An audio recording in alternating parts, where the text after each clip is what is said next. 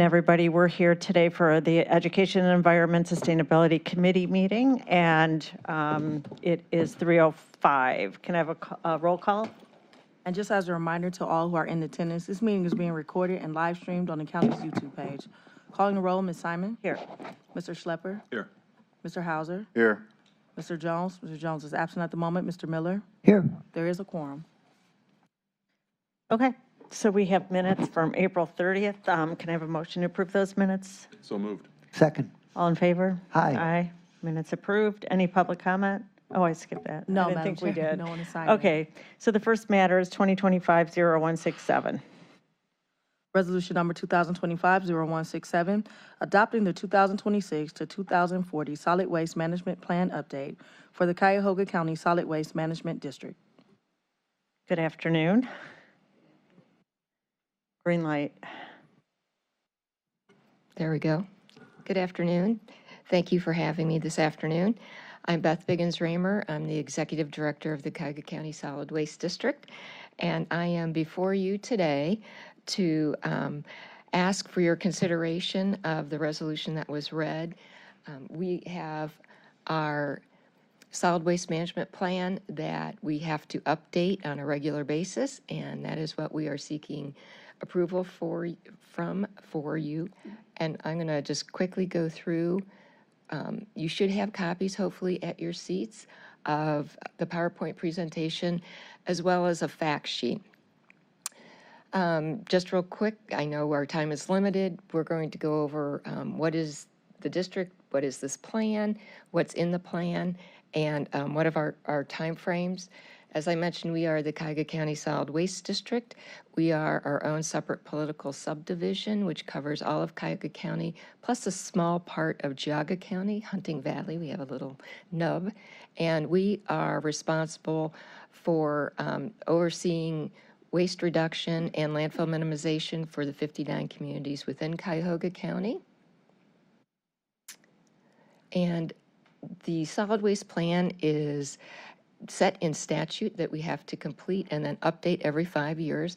These are the plan requirements listed here on the screen. We need to demonstrate compliance with 10 different goals, as well as identify programming for outreach and education, assure availability of landfill capacity, and have a funding mechanism for the duration of the planning period. Our planning period is 15 years, albeit we will update this plan in another 5, so we'll be back before you again in 5 years. These are the specific 10 goals that we must meet within the plan. Goal 1 and 2 are chosen by each of the solid waste districts in Ohio, of which there are 52 solid waste districts in Ohio. Some are single county like ours, others are multi-county. And so we actually meet both goals. We have historically met goal 2, which is the percentage goal, which we actually calculate our recycling and reduction activities through survey data that we gather on an annual basis. The base year for this plan was data that was gathered in 2022. It takes us about 2 years plus to put together a solid waste plan. We also happen to meet goal 1, which is an access goal, which means that the majority of our population here within Cuyahoga County does have access to curbside recycling or some type of drop-off program. And then, as you can see, there are 8 other goals which cover things such as outreach and education, how do we manage specialty wastes, encouraging recycling market development, and a variety of other things. How was the plan developed? We have been at this since 2024. We had a couple of stakeholder meetings. We met with all of the service directors within the county. We had a thing called a trash talk lunch, which we sponsor on a regular basis, and asked them, what do you like about what we currently offer you? What don't you like? What would you like to see changed?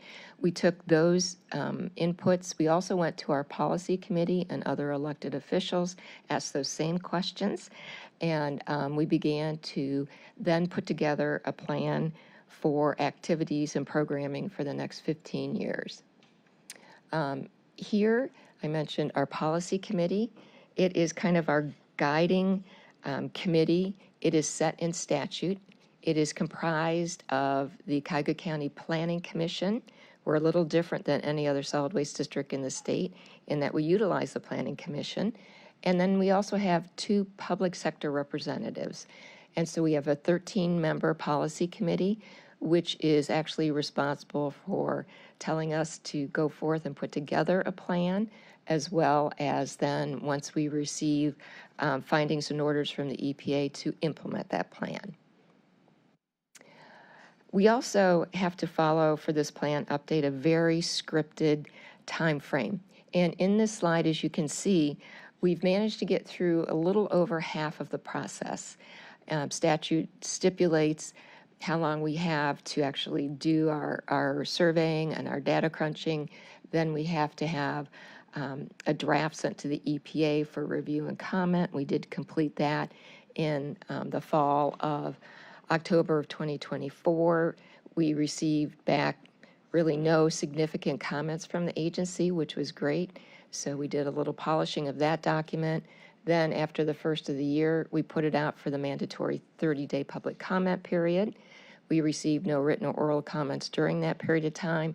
And then we conducted a public hearing, which we had no attendees for. And we didn't receive any public comment during that time. So with that being said, we took the document back to our policy committee, and on April the 10th, the policy committee passed a resolution instructing us that they were adopting the plan and to take that plan forward to our 59 communities for a process that's called ratification. And what that is we are given a 90-day period in which to ask our 59 political subdivisions to please consider a piece of legislation on our solid waste plan. We can't go beyond the 90 days. The 90 days runs from May 10th through August the 10th. Any legislation that is passed after August the 10th cannot be counted in our calculation towards ratification. And what we need is actually a resolution or an ordinance passed by either our townships or our villages and our cities that will either approve the plan. Hopefully no one says no to the plan. A no action on part of a community has to be counted as a no vote. And in order to achieve ratification, the solid waste district needs to obtain yes votes totaling 60% of the population of our district, inclusive of our largest political subdivision, which is the city of Cleveland, and county council. And that's why I am before you today. So the big question is, what is new and different in this solid waste plan? We're just going to run through some things. These are really the high points. We're going to maintain our existing programming. Probably your communities, your service directors in particular, in your communities are very familiar with the programming that we offer. For example, we currently offer 3 grants. One is a community recycling awareness grant, which underwrites activities in your communities such as shred days or special collection events. We also have kind of our perennial programs such as our agreement with Cork Community Services, which comes into your communities to collect litter and illegally dumped items along the rights-of-ways or other public areas.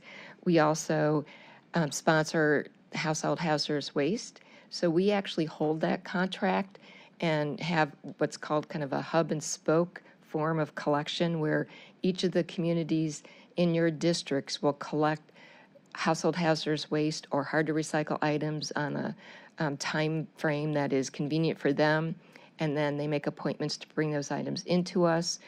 We then group those items together and make sure that they are handled appropriately, whether either through recycling or proper disposal. We will continue other programs such as our Environmental Crimes Task Force, which is county-wide. We have representation both from the City of Cleveland and the Sheriff's Department, and they investigate any illegal dumping or other environmental crimes, and the goal is to garner, to gather evidence for prosecution, and then we clean those items up. And then we have a variety of education and outreach. If you have not been on our website, I'm going to plug our website here. I think it's pretty comprehensive. If you go to the upper left-hand corner, there's a what do I do with function. It's a search bar. You can search either by commodity, such as, oh gosh, I've got used clothing I want to do something with, or you can search per your community and actually drill down. For example, you can search your individual community and find out the latest and greatest items that could go in your curbside recycling bin. It has a geocoding function on it, and so if you happen to have those clothes you want to get rid of in the back of your car, it will geolocate you and direct you to the closest location. Some of the new things is we're going to be expanding the grant program, increasing the dollar amount, adjusting the allowable uses. We're also going to be investigating yard waste and organics consortiums with the communities, as well as what we call super drop-off sites.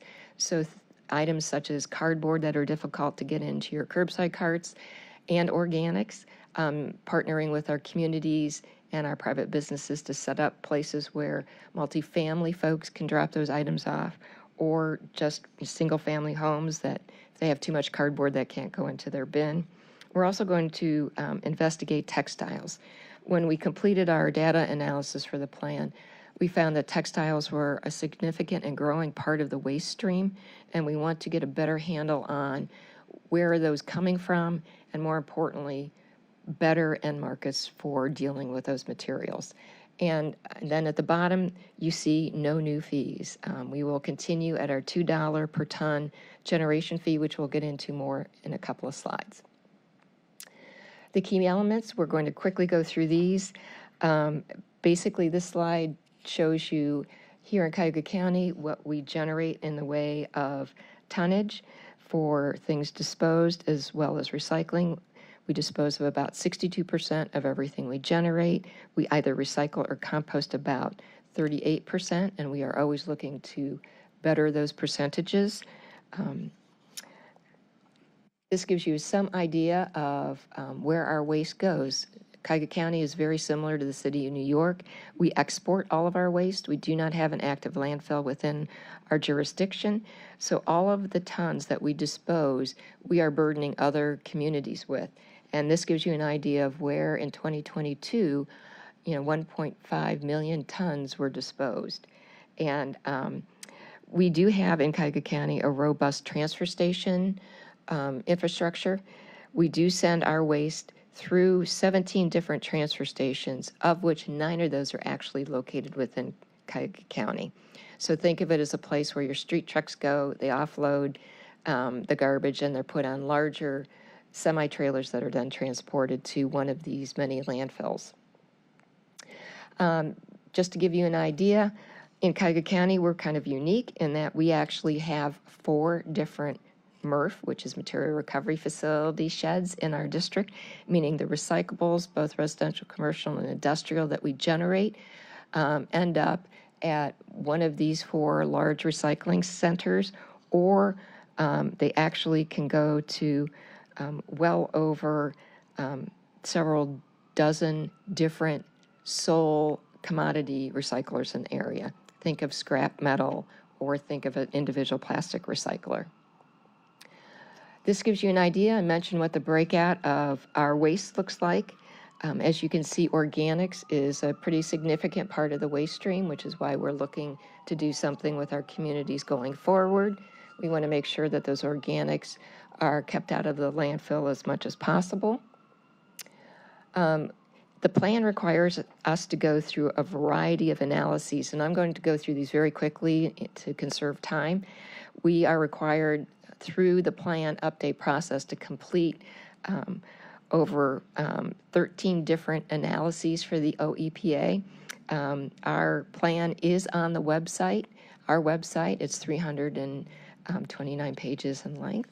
And the front part has chapters, which are a little easier to consume. The back part are a variety of appendices, where if you really want to get into the numbers, I would encourage you to do so.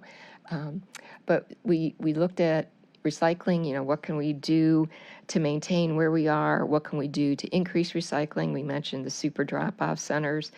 And, we looked at what can we do to continue to work with our communities to decrease the contamination in the recyclables, which increases their market value and also then helps with the circular economy. And, what can we do to continue developing, as I mentioned, better organics management with our communities? Business and industry, we actually have someone on staff who does nothing but works with our businesses and our industries. Doreen conducts waste audits and tries to help our businesses understand what is in their waste stream, what can be recycled, maybe what can be reduced, and then helps them right-size their disposal contracts to save money. We will be working more closely with those industries and businesses, focusing on fiber and glass. We want to try and see what we can do, fiber being cardboard, what we can do to better our infrastructure for those two commodities. They're extremely recyclable. Glass in particular, all the glass that's generated in the state of Ohio remains in the state. So we want to see what we can do to better the tons associated with recycling. Specialty waste, we had talked about that a bit. We are going to continue our household hazardous waste programming as well as our litter collection. We're going to, as I mentioned, investigate organics, as well as we hope to do a little more with scrap tire management. We hope to work with the Board of Health to get out and really talk with those that sell scrap tires and make sure that they're utilizing proper and licensed transporters to make sure they don't end up being disposed of someplace illegally within our community. Economic incentives are primarily our grant programs. And we're looking to do, as I said, expand the allowable uses. We're going to be introducing a new grant and trying to realign. So, for example, we can provide more operationally associated money for the programs in your communities. Education and outreach. Again, I'm plugging our website. We do have an educator on staff. Karen Miller is more than happy to come talk to just about anyone. She is a whiz with composting in your backyard. And we can offer pretty much any group that you can think of, workshops or just presentations from children all the way through seniors. Funding for the plan and through this actual plan update, we have to demonstrate to the EPA, albeit that we'll revisit this plan in 5 years, we have to demonstrate to the EPA that we are solvent for the 15-year planning period. Solid waste districts can take advantage of one of two funding mechanisms. We are only able to take advantage of one since we do not have a landfill in our community. So it is a generation fee. And what a generation fee is we are currently at $2 per ton, and that is $2 per ton for every ton that is disposed of in a landfill. And that has been our method for funding the district. We are an enterprise fund, so we're self-sufficient. And this just gives you an idea. Since our inception in 1994, we were at $1, then we jumped to $1.50, and only recently, back in 2023, jumped to $2. So we do quite a bit with not too much in the way of fees. This slide demonstrates where we sit amongst the other solid waste districts within the state. As you can see, we're one of the lowest. So gives you some idea that we try to do our best at balancing program and opportunities with our budget. Again, we'll be maintaining that $2 generation fee through our projections that go all the way through 2040. And we do anticipate utilizing some of our fund balance over the years. We do have a rather healthy fund balance, over $3 million. And so our budgets for the next several years will exceed the revenue that we bring in through generation fees, but that is an intentional use to draw down some of that balance. We want to try and get some new programming off the ground, and hopefully we'll do that, and it'll be well spent. Programs and services, we've somewhat already talked about that. Outreach and education, our community services, our convenience center. If you have not been to our facility, we're in Garfield Heights, and this is where the magic happens. We actually have a drop-off at our facility, and these are some of the items that you can bring to our facility in Garfield Heights. Anytime we are open Monday through Friday, 8:30 to 4:30, and then we're open the second Saturday of every month because we know those hours aren't horribly convenient. So in case you've got those holiday lights that don't work, or after this fall for campaign signs, please bring them on down to us. We'll make sure they get recycled. I mentioned the Environmental Crimes Task Force. We've had some great prosecutions this year, so we're making some headway. Plan ratification, we'd mentioned that at the beginning. This is what's left of our process. So we launched ratification on May 10th. To date, we've already had 9 communities pass resolutions or an ordinance in support of our plan. We're at about 25% of our population. We have several others that already have us scheduled for their committees and or council of the whole. And we're plugging along with the goal we typically try to get well into the 90s with our percentage of population. And we have to complete that again all by August the 10th. And with that, if you have any questions, I'd be happy to address them. Thank you, Beth. Any questions from the committee? No. Council President Miller? Yes, what's the status on ratification with the city of Cleveland? From what we understand as of this morning, we should be getting on one of their committees, hopefully the beginning of June. So Pat Britt is away from the office, but we talked to her assistant, and they assured us that we would be able to get before a committee early in June. So we will keep after them. So their last council meeting before summer recess is on June 2nd. And so during the summer, they only meet once a month. So you should watch that very closely if you want to meet your August 10th deadline. Thank you. We were aware that they do ratchet back. So we have been trying to remind them without being too annoying. Go ahead, Councilman Purnell Jones. You mentioned that you would target small businesses without the EHS or a plan manager. Can you elaborate a little more on that, what that looks like, what the outreach looks like, and businesses reach out to you as well? So our business coordinator is always looking for smaller businesses, because when you get below a certain threshold with employees, they don't have the bandwidth to have an environmental or health manager on site. And so we try to reach out, and if they will have us, have us come in and take a look at, what is their process, what are they producing, is there something that they currently are generating in their waste stream that could be recycled. And it could be something as simple as pallets or cardboard. And in smaller companies, there's a tendency you kind of set your garbage collection and you just don't ever think about it. And some of that entails not thinking about recycling. So we will go in and after we do the audit, we will sit with them and say, we can help you, talk to the private waste companies and ask them, what is the cost for a recycling container? And the flip side to that is if you're migrating some of that material out of your waste dumpster, then you should be able to either downsize that waste dumpster and or reduce the frequency. So hopefully it's a net zero cost to the business with the benefit of them being able to recycle. So we do actively pursue that. And we also run a program called the Business Champions Program, which we just started about a year ago. And not all of those champions have been really big companies. For example, Great Lakes Brewing, which you would consider not a very large company, was one of our first champions. And it's a set of criteria that we work with them to achieve. And in return, then we acknowledge them with a unique plaque and media. So, but if there's anyone that you would like us to take a look at, I did provide my business card. Please let us know. We'd be happy to go in. You most certainly will. Thank you. Welcome.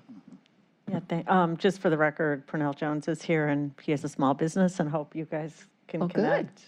And when you go in, do you talk about better ways to purchase as well, like get rid of the styrofoam, get rid of plastic, all of Yes. that? Okay. And especially in the environment we're in today, you really need to be cognizant of, like, if they're ordering things, where are they ordering it from? Can you look at maybe, changing those things or correct, can you receive things that are, not so shrink wrapped, or, can they be shipped just in boxes and not plastic, crates or that type of thing. So we do try to touch on all of the bases, both upstream and downstream for the supply chain for them.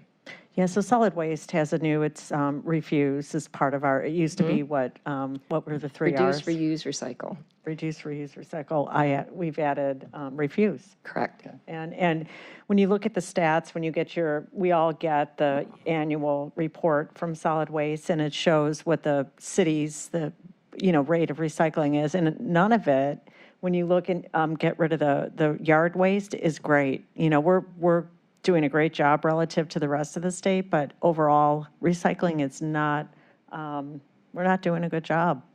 Yeah. We're just not, and there's a myth that we are. Well, it is, Councilwoman Simon mentioned is, we are doing better than the state, but it's difficult. Plastics is a huge part of the waste stream, and we're trying to get folks to, either refuse it or look at other items that, when you do a life cycle analysis, don't have such a significant impact, because all plastics come from petroleum. And, businesses will tell you, oh, well, it's, I have less breakage, or it's less cost for shipping because it's lighter weight. But, it's a non-renewable resource. So we try to encourage them looking into other packaging. Thank you. Okay, and just so people know, Giant Eagle resorted back to plastic bags, and they were they came out with banning plastic bags at their store and had paper, and now they had to revert back because of the state's preemption and to keep up with the Joneses, because Heinen's and stores such as those continue to use plastic, and it's hard to compete when consumers think they need these bags. And I'm going to challenge every one of you to look in your drawer to see how many you have. We have an overabundance. They last 100 years. They're the most toxic on the back end and the front end with using petroleum and natural resources. We've got to really come away from this single-use mentality. If we're using a plastic spoon, a straw, just think, and it will change, the future if we could just make these small steps. So I appreciate your work so much. This is a small team at Solid Waste, and to have an A report card coming back from the EPA, which it was when they submitted the plan, there were no comments, no negative red line, and extraordinary work. It's difficult work. It's a lot of planning, and so I appreciate and just want to call out the expertise and quality we have at Solid Waste. It's exemplary, and I appreciate you, Beth, and everything you've done there. So I don't know if we need to suspend because we're waiting for Cleveland. Are you with your timeline? Do you need us to? We have until, August the 10th, so We whatever. have time. So Yes. this will go through readings. If there's no other questions or comments, I'm going to make a motion to move this to the next full council meeting for second reading. Okay. Second. Okay, thank you. All in favor? Aye. Any opposed? So this will get you through, at Thank least the you. county. Thanks. Thank you so much. Bye. Okay, next item. Resolution number 2025-0168, awarding a total sum not to exceed $10,000 to Urban Squash Cleveland for operational support for the Youth Development Program from the District 3 ARPA Community Grant Fund.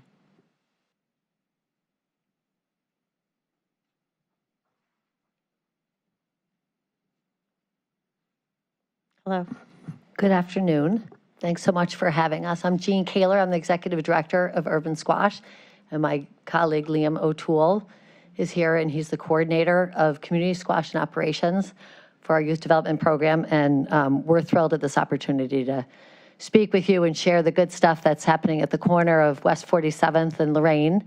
And ideally, we would have come here today with our 70 student athletes and our other colleagues, but they're hard at work right now on the squash court and in the classroom. And so I'm going to ask Janine to share a video, because there's no better way to see what we do except to actually see what we do.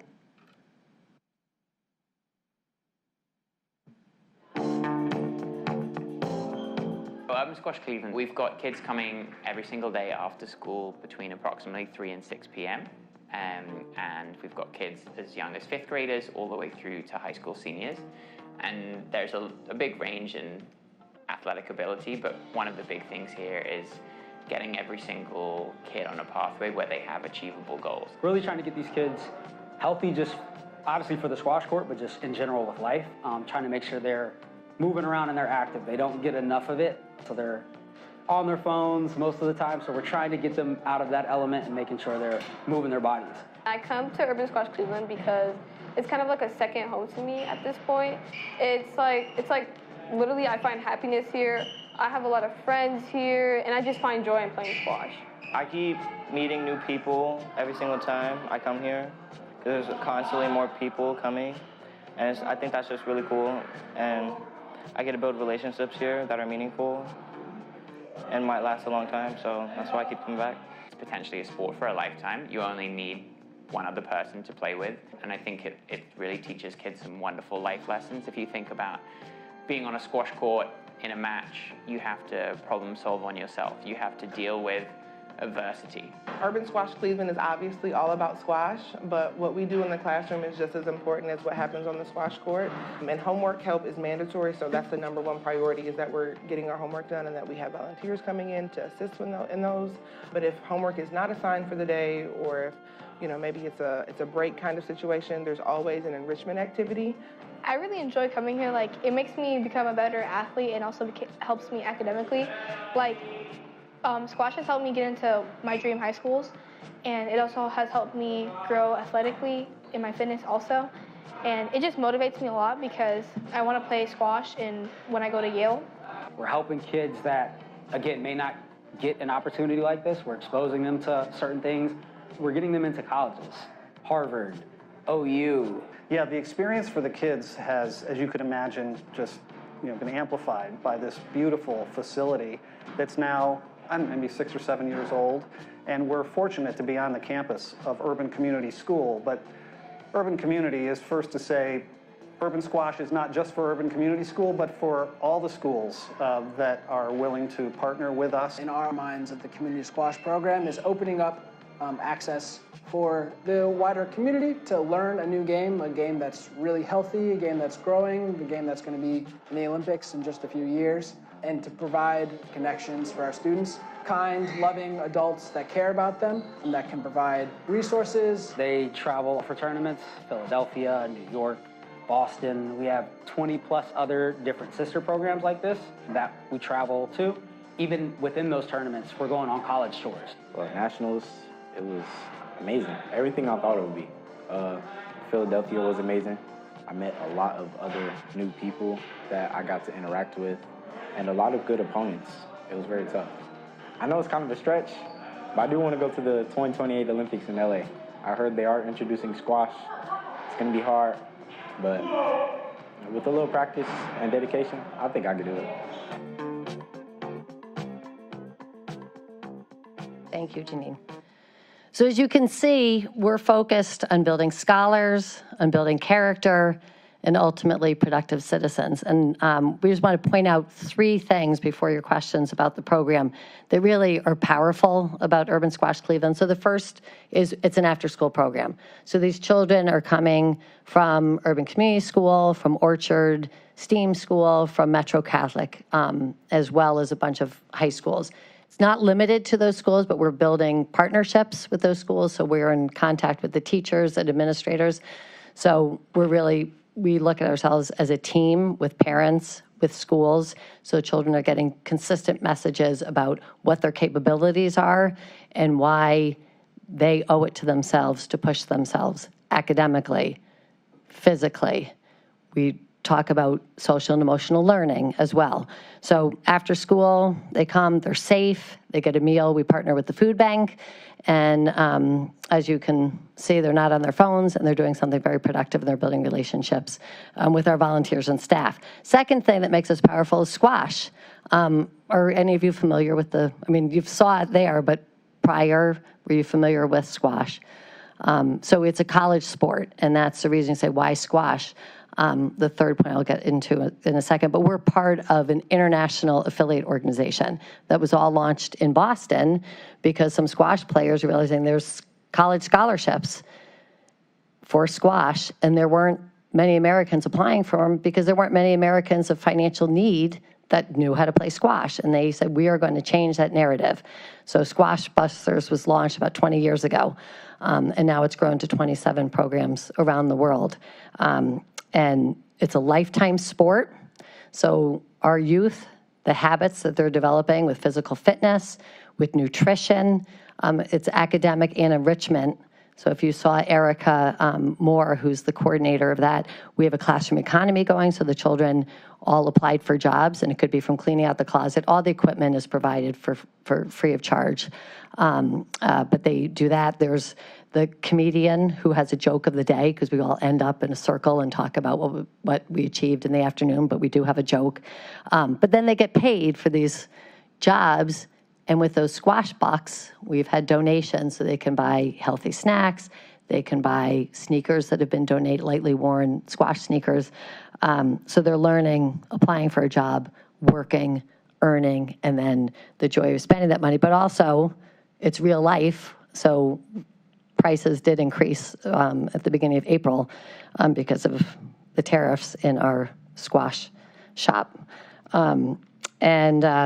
The other powerful thing about squash is because it wasn't traditionally a sport that was affordable to most Americans, we are building bridges. So our young people now are playing a sport, and we have community members, but they're playing a sport where they are meeting people from so many different racial, ethnic, and economic backgrounds, and that is extremely powerful, which is really about the third point and the social capital that our youths are building. And because we're part of this international network, you heard about the travel that our students have done. So they're working hard at the corner of West 47th and Lorraine, but then on weekends, we do have a van, and we're traveling to sister programs. The only other sister program in Ohio is in Cincinnati, but we have a sister program in Buffalo, in Pittsburgh, in Detroit, and Chicago. Those are like the closest. But then we travel to Philadelphia, to New Haven. Kyra, her dream has always been to go to Yale. She got to play in a squash tournament at Yale and build friendships. So they create goals. They see the possibility. And also puts Cleveland on the map. I literally am en route back to Cleveland right now, back to the facility from Pittsburgh. I've been there for 2 days on an executive director's retreat with our sister programs. And representing Cleveland, we have Squash in the Land, which is a professional tournament now. That's at Playhouse Square in January. And Cleveland is getting on the map as kind of a squash mecca, and the opportunities that we can create for youth and adults as a lifetime sport. So, and then Liam here, if you have some questions about our community squash program that supplements our youth development program, and we really use it intentionally as a way to connect our youth to adults. Like for instance, this summer, so it's after school, we have a summer camp, and we're gonna be doing a career exploration, and our community squash members who are professionals in Cleveland will be meeting with our students to talk about what they do. So if our student doesn't go on to play in the Olympics, maybe he could have a career in some other avenue of sports administration or something, so it becomes very real. So we appreciate this opportunity and welcome any questions you may have. Okay, thank you so much for that explanation. Any comments or questions? Do you play squash, Jean? Actually, I do. Again, that's why I always tell the kids, if I'm still getting out there and playing, but I kind of encourage them to play because I grew up on the East Coast, so I had the privilege of having more access to it because there are a lot more squash courts on the East Coast. Didn't play for years, but I started out as a volunteer for this program and loved the power of it. And then they needed an executive director, and I said, well, now I can spend even more time doing something that I love and spending time with these amazing young people. That's great. Okay. So this is an ARPA grant from County Council. This means it will be read 3 times, and then, at the full council meeting, we'll most likely, undoubtedly approve it. So just have to wait a couple meetings till we do that, but thank you. That's terrific. And just want to quickly add, we do have rackets. We have sneakers in all sizes. And if any of you want to come and play squash, we would love to host you. Sure. Anytime. We're there it seems like all the time, except 10 o'clock at night is when the alarm goes on. Where at Playhouse Square do they play? So the Outcout Theater, which is the theater in the round, they put, and we actually have at our facility a glass court, but they erect a glass court. And so people sitting around can watch the squash matches from all angles. Where the theater is? Where the theater is, like literally it's on the stage. Okay. It's fascinating. So Yeah. I'll make sure I'll send you an email about it in I December. go to the Have theater you- there, and I didn't know they play squash. Well, and that's part of what we're trying to do is just get the word out that Yeah, we've that's great. got this. Community. Exactly. I get it. Madam Chair, Yes. just one question. How many children do you help or serve? So do you want to answer that question? I'll have you, because Liam keeps track of all our numbers. So the short answer is a lot. A lot. Yeah, so this past year, we had 86 5th through 12th grade students who participated in the program, and we continue to support 20 students who graduated from our program. They completed 12th grade while participating in our programming, so they're off in college or doing career stuff. We continue to support them, and we do engage with over 100 other Cleveland youth through, again, with our partner schools that Jean mentioned, having them come over for exposure sessions, gym classes, things of that nature, as well as, we do have a number of youth that are community squash members with their parents as well. So the number is, close to 200 or so every year. Yeah. And you're actively helping some children to possibly be in the Olympics with this? It's not necessarily a priority that they become the best squash players in the world, but if that is their dream, we can encourage extra squash sessions and just help them establish goals that will allow them to achieve what they're hoping to achieve. Okay. All right. Thank you. Okay, fantastic. So I'm going to make a motion to move this to the next council meeting for second reading. Second. All in favor? Aye. Any opposed? Okay, so we'll Great. get Well, this on thank the you so agenda. much, and have a good evening. You too. Next item. Resolution number 2025-0169, awarding a total sum not to exceed $10,000 to Cuyahoga Community College for the Center for Entrepreneurs Mentors Initiative from the District 9 ARPA Community Grant Fund. Hello. Hi, good afternoon. I'm Renee Richard. I'm president of Corporate College, a division of Cuyahoga Community College. And I have my colleague Rhonda McNair, who's the executive director for the Center for Entrepreneurs, here with me today. So thank you for having us here and considering our grant application. I'll be very brief, and I'm going to turn it over to Rhonda to give you the details. But Dr. Baston, who's president of Cuyahoga Community College, spoke with us when he arrived 3 years ago and said, we don't have an entrepreneurship program. And coming out of the pandemic, people don't want to work the same way. A lot of folks want to work for themselves. And so we need to build entrepreneurship across the college footprint and to insert an entrepreneurial mindset across all of our programming so that students have choices to either work for someone or to start their own business. So he allowed me to steal Rana from another position she had been serving in and to become the director of this program. And together, and mostly with her work, for the last 18 months, we have built the Center for Entrepreneurs, and we have served nearly 1,000 students over that period of time. She's a really hard worker, and I'm so happy that he let me steal her away. So she's going to go through our PowerPoint and tell you a little bit more about our program. Thank you, Renee, and thank you all. Thank you. So the Center for Entrepreneurs, the Corporate College, as Renee had mentioned, was birthed about 18 months ago. So our program is a education-focused program. Our goal is really to help individuals who have an idea about a business or who have a business move that business forward. And so to do that, we actually created tracks. And so the idea is that we wanted to build this continuum from an idea and then take the continuum through to our 10,000 small business program and then beyond. So to give you an idea, Our first track is our discovery track. So if you have an idea, or maybe you have a side hustle, you want to bring that to fruition, our discovery track is a good place to start. All of our classes are 4 courses, and they are all taught by entrepreneurs. So they are entrepreneurs teaching entrepreneurs. The second track in our program is our foundation track program. And our foundation track is really for those entrepreneurs who have already started. So they're in business, they're making money, maybe they fell into a business. I kind of always give the example of the lady at church baking cakes. She's baking cakes for her church, and then she starts baking cakes for her friends, and now she's got a cake baking business.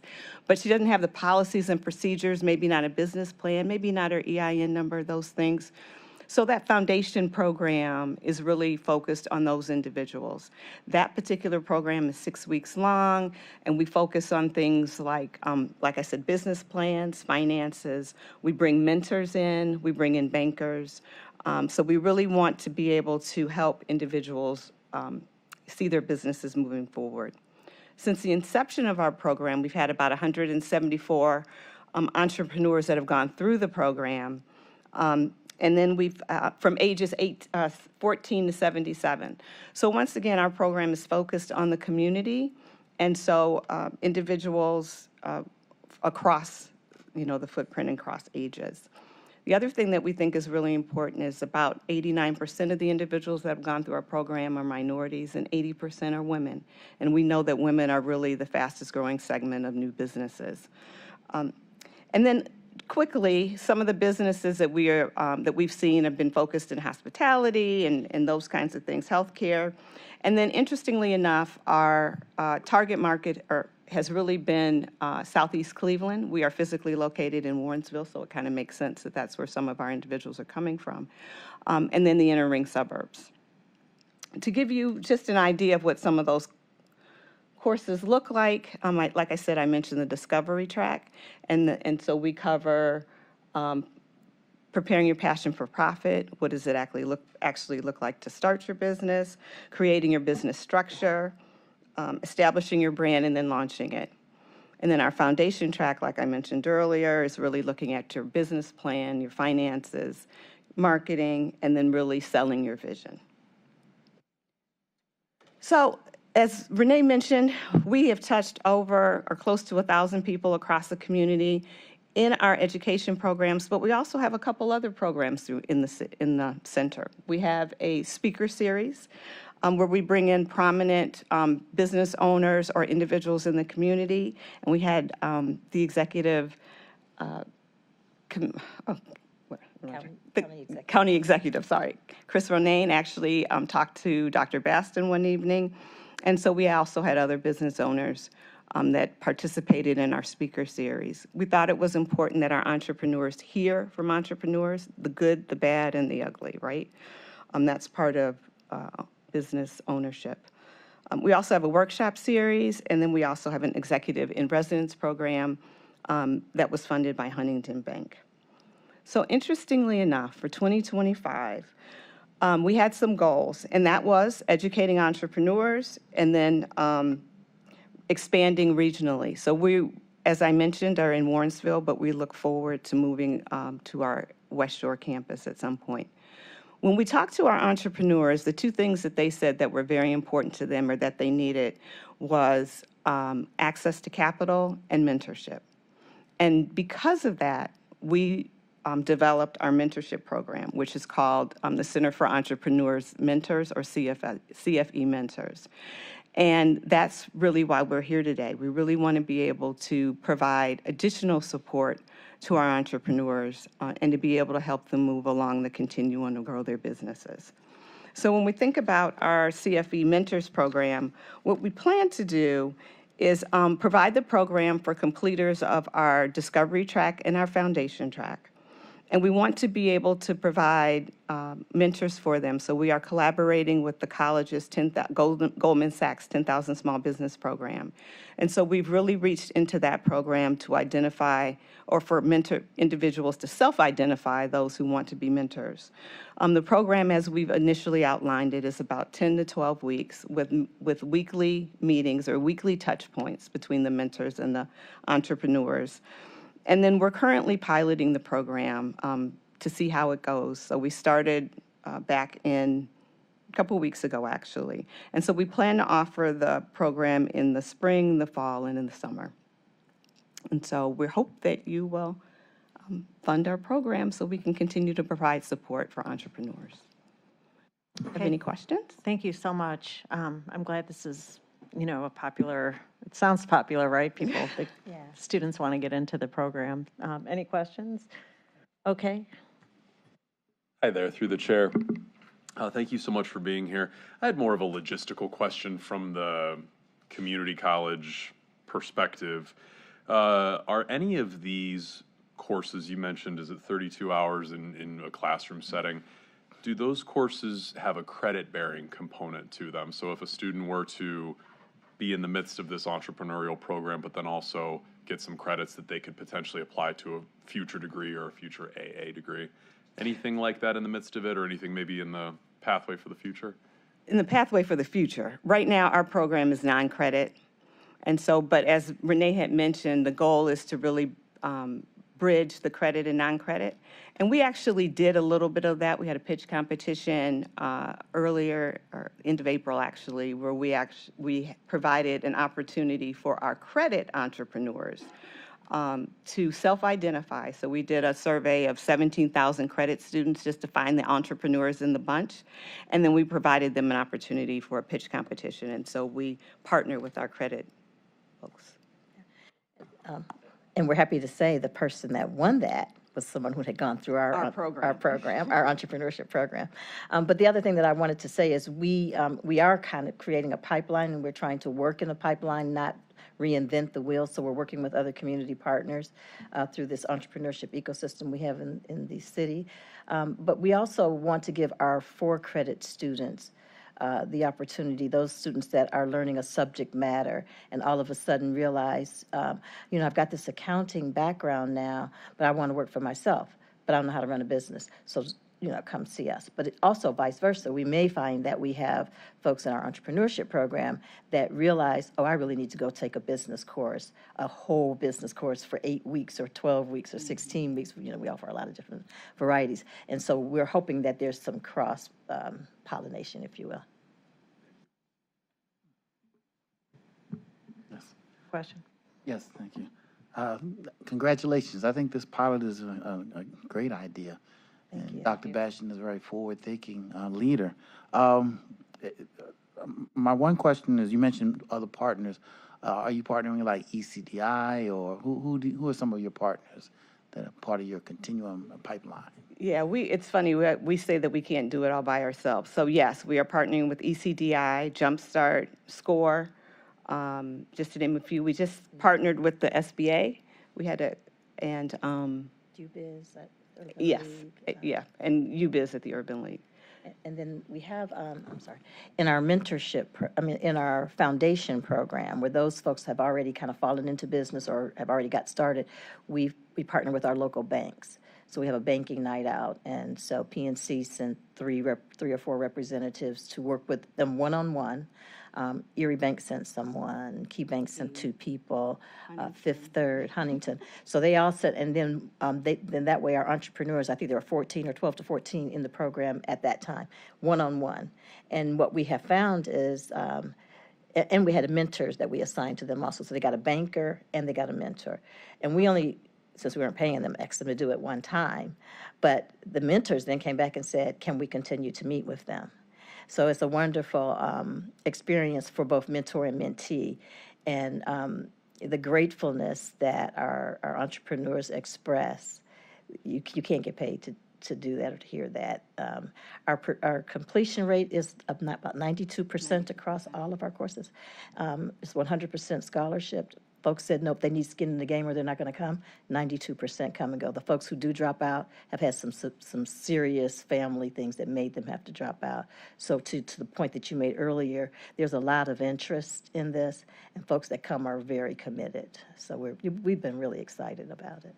You said there were about 1,000 We've students touched about so far? 1,000 individuals. 600 of them have come through the speaker series. Okay. So they're in the audience, but they do get to ask questions and they're listening to entrepreneurs tell their journey. And then another big chunk has come from our Huntington Entrepreneur in Residence program. We've done that about 3 times, so we've got about 300 folks that have come through that. We've got, like we said, then through the education curriculums, about 175 folks have come through there. So we've had really great success and lots of interest. We get disappointed in our speaker series. We think there should be more folks, but the folks who come are really interested, so. We had one last night. Yeah. Yeah, we brought in Arian Kilpatrick last night for our speaker series. Yes, yes. Is there any other follow-up in terms, obviously they graduate, they complete the course, but is there any follow-up afterwards to learn if they are starting a home-based business, not a home-based, but get a storefront, or where do they go after that once they've completed the course? Well, for our Discovery Track students, our goal is to see them move on to our Foundation Track. So get their businesses to the point where they're making money and they're ready for that next phase. Our ultimate goal is to be able to see our students or our entrepreneurs make it to our 10,000 Small Business Program. You need $75,000 in revenue to be able to participate in that program. To help get them there, one of the things we hope is this mentorship program will help them move their businesses along. We find that a lot of our entrepreneurs need that. They need that coach. They need that person to remind them that there's some things that they need to do. So that's part of it. We also work with other organizations in the ecosystem, and we will help them make connections in that way.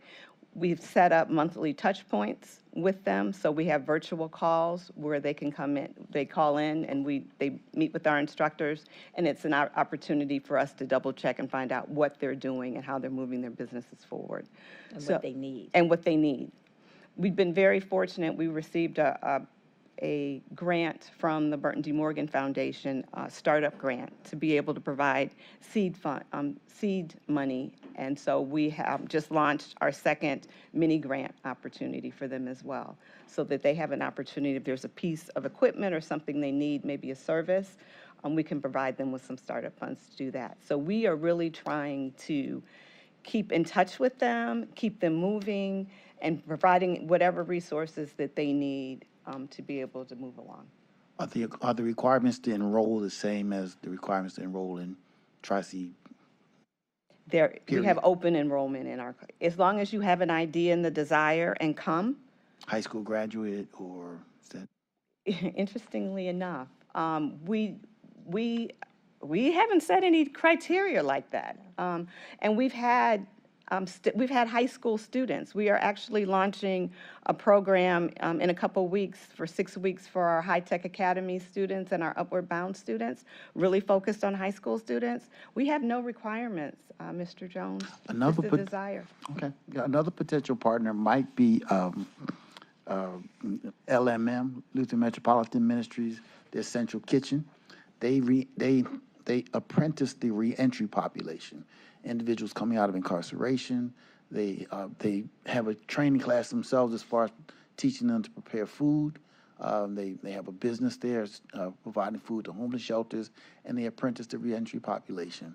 So they have many barriers to employment, but obviously starting their own business is a great pathway. Yeah, so potentially finding a possible partnership with them might be a way to bring more individuals into that pipeline. No, that's a wonderful idea. Thank you so much for We that. can help make connections to you. Okay. Thank you. Most definitely. I had one more question. I'm sorry, through the chair.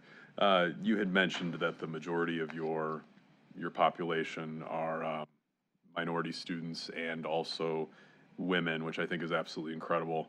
How are you kind of fostering that as your core, shall we say, demographic? Are there partnerships to be had with other entities throughout the county so that in addition to, women seeking out these opportunities, there's also tertiary pieces attached so that they could potentially get wraparound support in other spaces as well? Are there pieces of that are kind of growing as this organization grows? Yeah, there are. And one example is ECDI and the Women's Business Center. That's a perfect example of a partnership that we're trying to strengthen. So it's funny, we have been around for 18 months, and so we still got a lot of work to do. I got a lot of doors to knock on. And so, and Renee comes up with all these wonderful ideas that I have to implement. So, Mr. Jones, she probably wished you had not mentioned LMM because that goes on the list. But yeah, just in terms of the ecosystem and one of the questions that you probably ask of what we're doing kind of as follow-up are folks that leave our discovery track. We do introduce them to the folks at Jumpstart because they have a program where you have to have $25,000 in annual revenue. So the idea is that we will hand them off to Jumpstart, let them get through that $25,000 program, and then they pass them back to us, and then we try to get them into our Goldman Sachs program. So these are all fully funded programs because we know sometimes when you're not making any money, to ask someone to pay $500 to take a course, that's a barrier, and they stop. And our programs are all about removing those barriers. Okay, so we're going to move this out of committee. It will be read 3 times. You heard that spiel before. Thanks so much. It's obvious you're very passionate about this, and it's contagious, I'm sure, to the students. Can I have a motion to move this out of the committee to the next full council meeting for second reading? So moved. Second. First, second, all in favor? Aye. Okay, thank you. This Thank you. passes. Okay, next item. Resolution number 2025-0170, awarding a total sum not to exceed $10,000 to Pink Party Retreat for the Pink and Black Honors Project from the District 9 ARPA Community Grant Fund. Good afternoon. Good afternoon. How are you all this evening? My name is Nanika Ansari, and I'm the Executive Director for the Pink Party Retreat, the truest celebration of sisterhood. I don't say that lightly. Pink Party Retreat has been around for 15 years, celebrating women, empowering them, supporting them mentally, physically, emotionally, financially, and spiritually. I come to you today on behalf of our next initiative. Most recently, we discovered that not only do we need to help the women in our community, but we need to help the men in our community. Our last initiative we launched was Man Cave, which took place in April at the Grand Resort in Warren, Ohio, where we invited 50 men and we ended up with 90 men talking about mental, physical health, workforce development, and entrepreneurship. After that conference, we got together with our teams, a team of men, a team of women, and we discovered that we needed to start connecting families. That's the way that we rebuild our community and we build connection. So I'm coming today to present to you the Family Wellness Initiative. Now, you may be asking, what does Pink Party Retreat and Pink and Black Honors have to do with each other? Let me just give you a little history. Pink Party Retreat, like I said before, is the Women's Empowerment Initiative. But our leader, who is a true visionary, said that we needed to start celebrating women in the community who are going into entrepreneurship. And thus, the Pink and Black Honors was created to honor entrepreneurs in the community, to celebrate them, those that were not being seen, those that were not being heard. So every year, and our next one is coming up, our 3rd year, June 22nd, at the Severance Hall, right in the middle of the community, we'll celebrate those entrepreneurs as well. But let's get back to the heart of why I'm here today. The Family Initiative, we realized that we are in affiliation with 3 daycare centers, Excel 1, Educare, and Excel 2. For over 25 years, our leader has had these daycare centers, and Pink Party Retreat has volunteered and supported them under our nonprofit umbrella.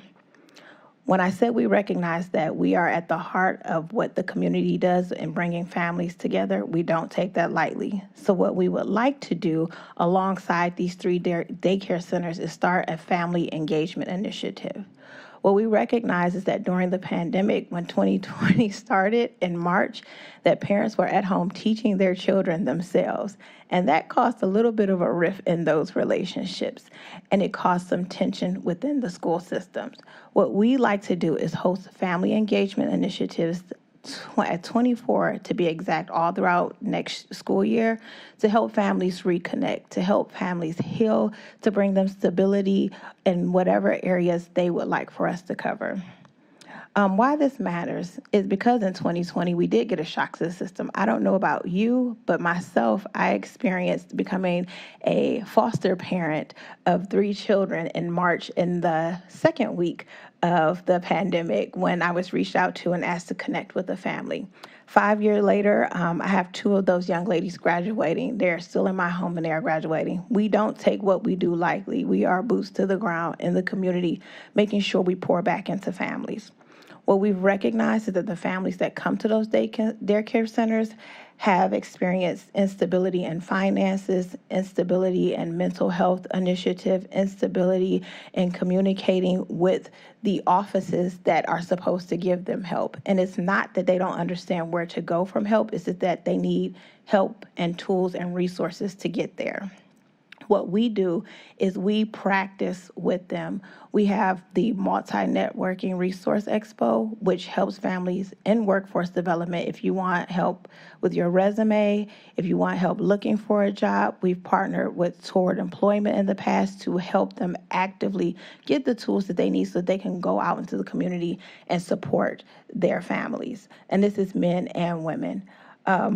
We also have in our arsenal entrepreneurship, which you just heard, and I am a graduate of one of their programs. So to see that we are going into the community and we are practicing what we preach, if there's someone that comes alongside of us and they're a parent in one of our programs, we're introducing them to places like Tri-C Corporate College, ECDI, Jumpstart, Mortar, United Black Fund. We're making sure that the parents that come through our centers are getting the education, the tools, and the resources and the assistance they need to go an extra step further.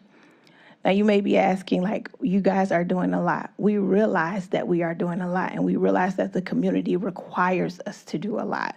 And so everyone on our team is currently in the practice of becoming NAMI certified, which means that we will be able to help these families by having trauma conversations with them. We're not just going and saying that we can do this, we're practicing it, we're preaching it, and we're walking alongside these families. Our timeline, the summer of 2025, we plan on having our team, like I said, get certified by NAMI. We're having our team come into the daycare center, and we have someone that is a certified coach in tutoring, and they're taking some of our team and teaching us how to become tutors. I don't know about you guys, but 6th grade math stumped me this year. And so I am learning the new math and different ways and different things about STEM and STEAM and what that means. Our team is dedicated and committed to making sure that our families understand this as well. We reach across Cleveland, East Cleveland, Cleveland Heights, South Euclid, and that's where all of our students come from. If I'm talking too fast, let me know. I work with the preschoolers, and I got to get the message out while I can. But starting fall 2025 through spring of 2026, it is our goal to deliver these events to these parents. And that would include providing a meal, providing childcare, and some providing the support services they need. So that means hiring in the individual who may have to come in and give the lesson for that time if someone on the team isn't qualified. But we have a very qualified team. And then throughout this process, we plan on collecting parent feedback, and then at the end of it, giving an evaluations report to see if how we continue this throughout the year. Our goal is to every year increase this this initiative. Pink Party has effectively helped over 2,500 women. The Man Cave Initiative supported 90 men. Our entrepreneur programs have helped 25+ hundred entrepreneurs and people in workforce development gain the tools and access to what they need to be able to improve our community. We've partnered with Jumpstart, we've partnered with Mortar, we've partnered with United Black Fund, and most recently, and one of my proudest partnerships is with Ridall Farm, where we're able to take the families onto the farm in the community and teach them about growing and what it means to be connected in that area, right in the middle of their neighborhood. I don't think enough people know about having a farm at 82nd and Otter near Kinsman. It's pretty cool. Our goal, we aim to increase confidence in our parents by 25%, stress reduction by 30%, and increase in family connection by 20%. We plan on validating this by doing I want to say it's parent-teacher conference, but on the parents' behalf, by sitting with them and engaging with them and determining how we can better help and support them. In closing, because I gave a lot of information, I want to say that we realize the importance of what we do in the community, that we are healing in spaces and cultivating safe spaces for families, for the children, for the fathers, for the mothers in the community. We realize that that is a heavy lift, but we feel very equipped to be able to do stuff. And with your support, we can do it even more. Thank you. Thank you. Nice presentation. A lot of information. Do we have any questions? So I think all of them Except were 5 answered. minutes. Okay. Okay. All right. Thank you. Okay. Thanks so much. You gave us enough information. We don't have questions. So we're going to move this forward. I'll make a motion, move this out of committee to the next full council meeting for second reading. Do I have a second? Thank you. All in favor? Aye. Aye. Okay. Thank you so much. Good luck. And with Madam that. Chair, you can add my name to this Sure. item as well. Okay. Great. Okay. Next item. Resolution number 2025-0171, awarding a total sum not to exceed $10,000 to the Urban League of Greater Cleveland for the 2025 National Urban League Conference from the District 9 ARPA Community Grant Fund. Is anybody here? Okay. This will be held in committee. Next item, College Now. Resolution number 2025-0178, authorizing an amendment to a grant agreement with College Now Greater Cleveland for the administration and management of debt repayment scholarships and completion scholarships to eligible post-secondary students. Good afternoon. Hello, Bob Durham with College Now. Coming back, we talked about this the last time we were here, and I guess it just has to go through some actual procedure or something like that. But what we're really wanting to do is we received a generous gift from the county to help students complete their education in from Cuyahoga County, and students that were unable to pay off past debt to the colleges, and which was keeping them from re-enrolling. So we had two grants here. They've both been very successful, but there were some challenges that we had, spending the funds within the 2 years. What we were hoping to do was extend out the timeline and to move some of the dollars from the completion scholarship over to the debt repayment program. Just to give you a quick background on the two specific programs, the first one, the completion scholarship, was to help Cuyahoga County residents whose families made less than $30,000 who were going to school, giving them a completion scholarship to help them get over the finish line.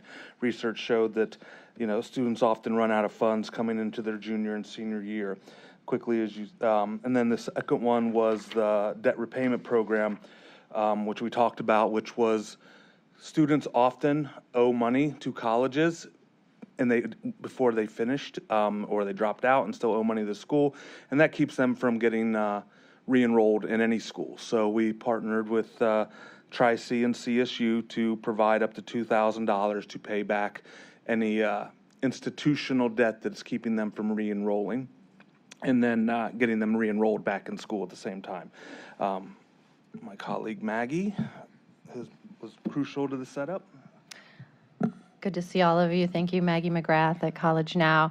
I'll just add to Bob's comments. These, as he said, have been tremendously successful. Many students have graduated due to these completion scholarships, and we are so proud, and you all should be too. And we have done $1.3 million in those completion scholarships. I will say higher ed institutions are just thrilled. They love to partner on these. They're now, I don't want to say expecting them, but now saying, we're ready to do these with you. So that is great. The debt repayment, I will say, is sort of this great slow trickle. And so I think we just learned sort of how they work with these institutions. And, with that, are asking, as Bob said, to extend and make these work the way that we've learned they will work best for students. And so that with that 2-year extension and moving those funds from the debt repayment over to the completion where we know they will be most impactful. Fantastic. Thank you. Questions? No, I really appreciate partnering with us, and I'm thrilled. So yeah, thank you. And this is something that's so successful out of this council. I think we've got to keep our eye on maintaining these programs going forward. I mean, this was a one-time grant basically for these programs, but I think if, Yeah, helping if there's any students way to, if there's any way to continue, we can talk about that. in the That would be- future, that I would be mean, that's why amazing. we're here, in my opinion. Yeah, in so part. many have completed, so. Okay. Yeah. Thank you.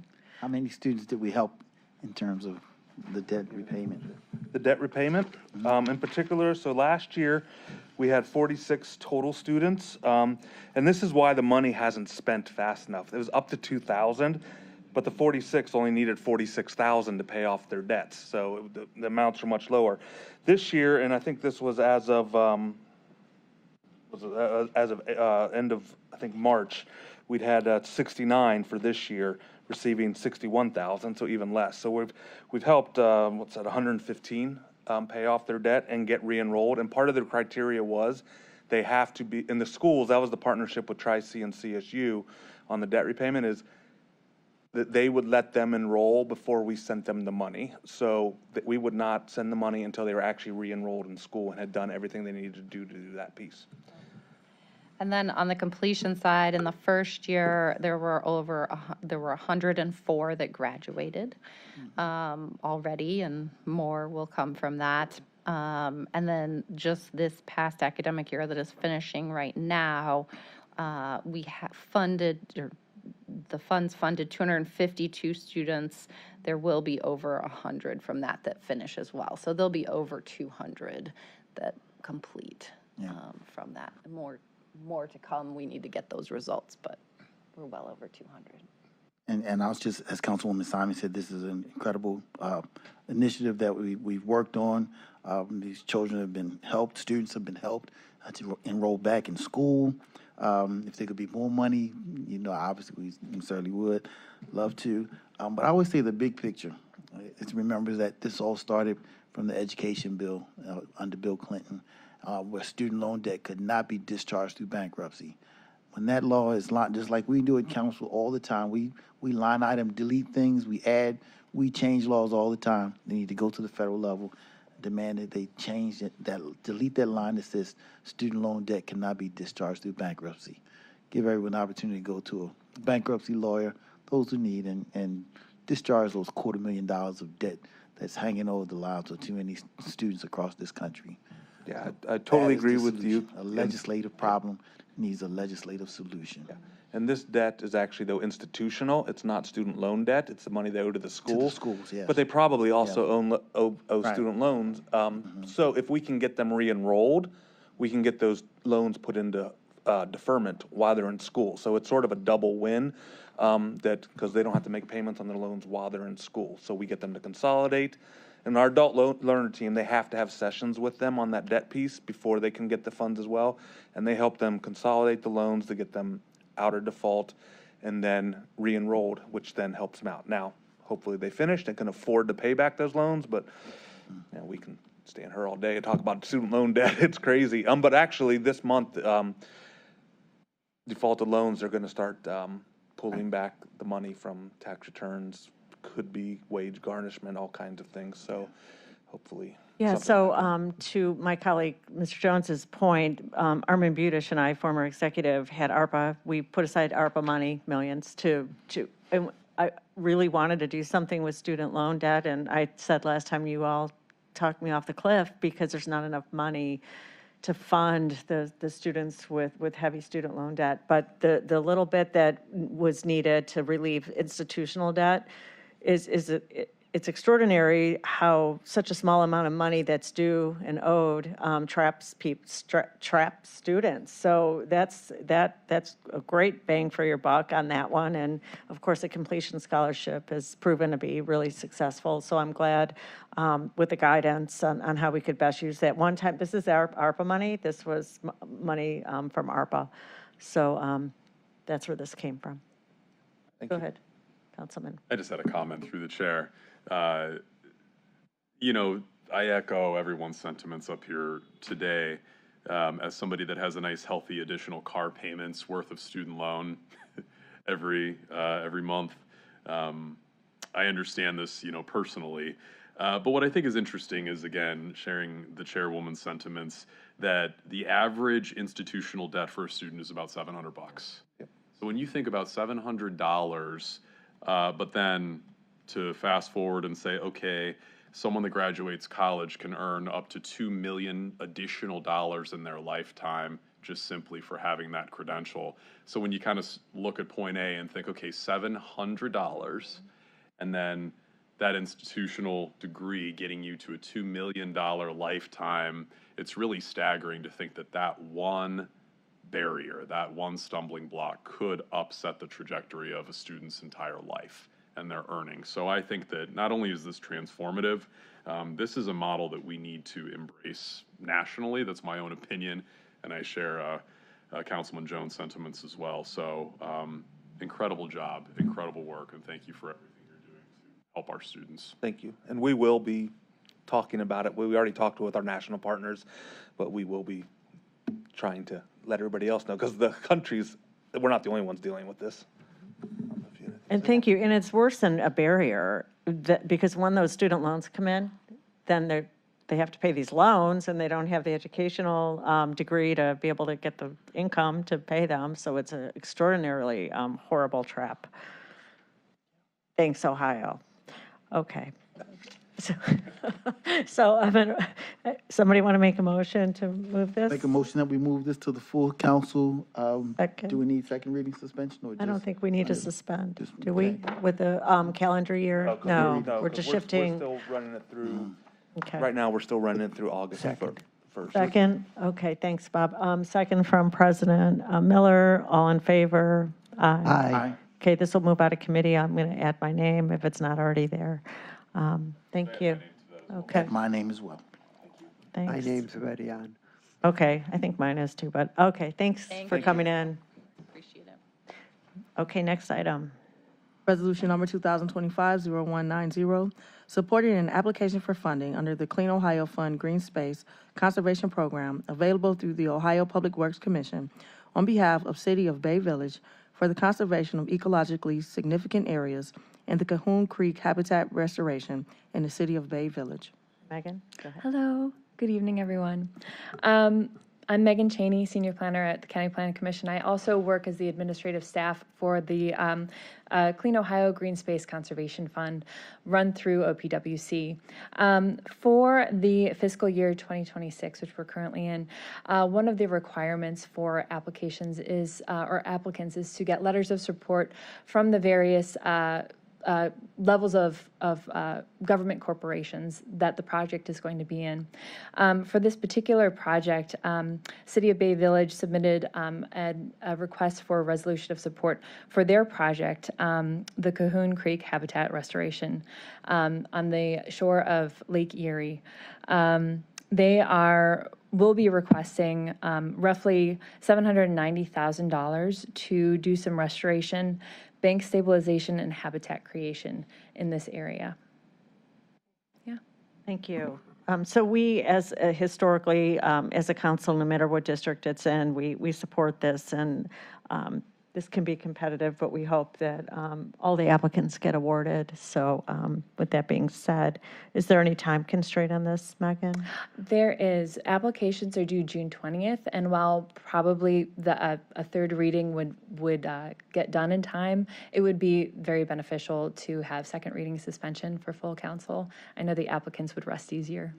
Okay, it's a good project, this Cahoon restoration project. So do I have any objection to having a second reading suspension? No. Okay, so I'll make a motion that this, oh, go ahead, Council President. My question is, total project cost is $1,589,080, of which $790 is requested. So where would the rest of the money be coming from? It would be in-house, I believe. We don't have the application yet, so I can't answer definitively, but I believe City of Bay Village is prepared to pay the remainder. Okay, thank you. Okay. And Madam Chair, if I could, I would like my name added, please. Okay, thank you. Do you want to make a motion to move it out on second reading suspension? Yes, I will so move. All in favor? Aye. Okay, thank you.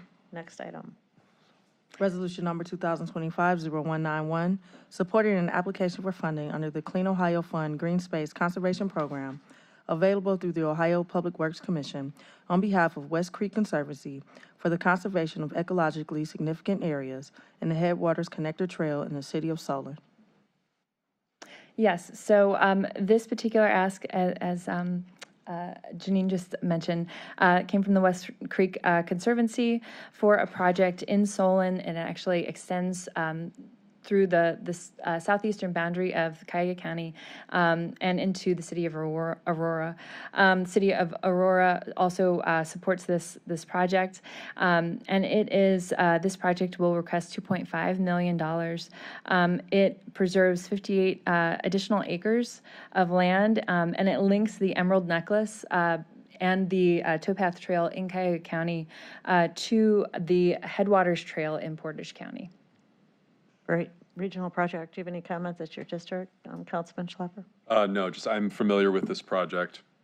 Also aware of kind of the connectivity. I know that there's been some connection to up into the Chagrin Valley and those places as well. I think this is an incredible project, and I think it's a great way to connect all of our parks, you know, throughout the counties in the region. Madam Chair. Okay. Same question on this item. Where's the sources of the remaining funding? You know, and again, I'm not quite sure yet since I don't have the application in hand yet, but I believe that West Creek has been very successful in leveraging other grant money to do this. I believe that they've gotten a federal grant for this, but I cannot say for sure. And then I know that they've worked very hard to take a regional approach and have worked closely with City of Solon, I believe Bainbridge and Aurora. And I would like my name added on this one as well. Can add mine too. Go ahead, Councilman. Through the chair, I just had one more quick question that I forgot about. Just remind me, is this the project that's also coinciding with the entire I guess, revitalization of the Geauga Lake, that parkland area near? You know what? I'm just not certain yet. Okay. I know that the West Creek Conservancy has had a storied level of success working collaboratively with other land conservation organizations, so I wouldn't be surprised. Okay, so I'll make a motion, this move out of committee, recommendation for second reading suspension. Do I have a second? Second. Okay, all in favor? Aye. Aye. Aye, okay, great. Good luck. Thank I you guess so report much. back to us if you can to see what happens with these. Will do. Thanks so Okay, much. thanks, Megan. Okay, that is a long meeting, and I appreciate everybody's patience, and we're going to adjourn.